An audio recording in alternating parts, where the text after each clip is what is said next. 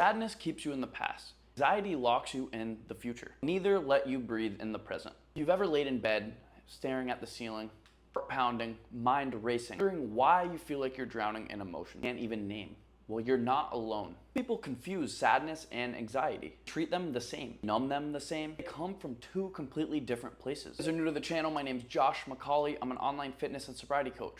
I help those go through addiction with cocaine, gambling, alcohol, all of the above. If you are new here, please hit the subscribe button. We are consistently growing and I appreciate every single one of you guys. Give it a like, give it a comment, whether it's positive or negative. I'm always looking to learn.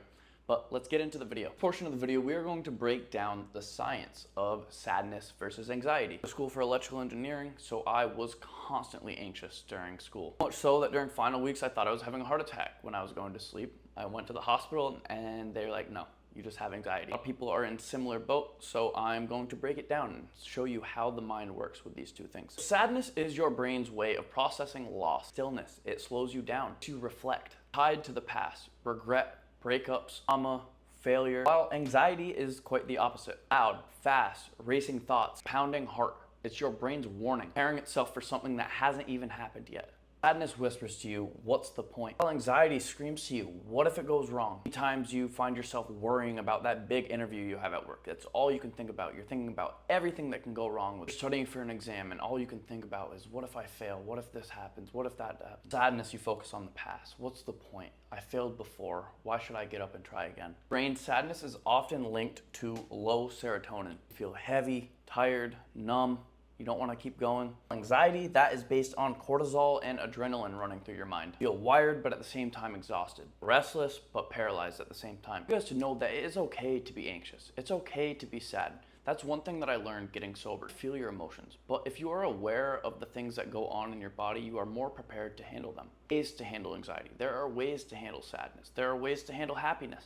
But in this video, I'm going to take you through how you can handle them and why it matters. Here is exactly why it matters. If you don't know what you're really feeling, how can you fix it? How would you know what to even heal? Many of us treat anxiety with isolation. We treat sadness with distraction. Super anxious, you think everybody's looking at you, you don't feel okay, so you'd rather just be alone. You'd rather be in bed sleeping, avoiding every sad, so you're chasing little hits of dopamine, jerking off, drinking, doing drugs just to feel okay again. We want to feel our emotions. We just want to feel high. We want to feel anything but these things. Until you sit with it, until you name it, you're going to let that control you. I'm not a doctor, I'm not a counselor, but I don't like when people identify saying I have anxiety or I have depression, rather than being I'm anxious or I'm sad. When you say you have anxiety, you are diagnosed with anxiety, that is a part of you. That is something that makes you feel like you can't escape, rather than just being anxious. Being anxious can be treated. I have depression, I'm on antidepressants. When you identify with that, it seems like you can never break away, rather than just being sad, because it's okay to be sad. You have to have emotion. The easiest way for doctors is to prescribe them medication and say, here, take this and you'll be okay. Rather than going outside, eating healthy, talking about your problems, journaling, reading. In life, there's gonna be ups and downs. You're gonna have a variety of emotions. You're gonna be happy one day, you're gonna be sad. Being sober allowed me to learn that it's okay. And you can navigate those emotions. You can navigate those feelings with your daily task, with the way you live your life. At rehab, the first day, they prescribed me 6 different medications. They didn't ask if I worked out. They didn't ask if I was eating healthy. They didn't consider the fact that I was coming off a couple-month bender. They just prescribed me medicines to try and fix me. A few weeks there, I stopped taking all my meds and I was telling everybody to stop taking them as well. And the doctor called me and was like, stop doing that. You can't do that. Strongly consider, if you are taking medication, are you working out? Are you eating healthy? Are you talking to a therapist? Are you writing down your problems? Are you doing all of these things to make you feel better before you go and take a pill? Disclaimer again, I'm not a doctor, I'm not a therapist. Don't cold cut taking your meds. That is not safe, that is not healthy, but consider it. Next portion of the video, I'm going to run you down how you can tell the difference between sadness and anxiety. Let's get into it. Here's a little self-check you can do to tell the difference between sadness and anxiety. Are you replaying the past over and over again?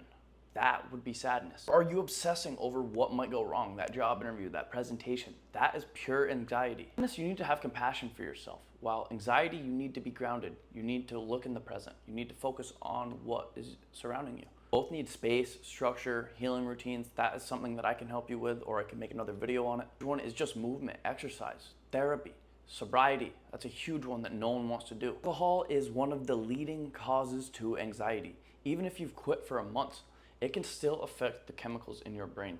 Doctors will still prescribe you medicine without telling you to stop drinking. People are taking anxiety meds and drinking. What are you doing? If this resonated with any of you guys, I am an online sober and health coach.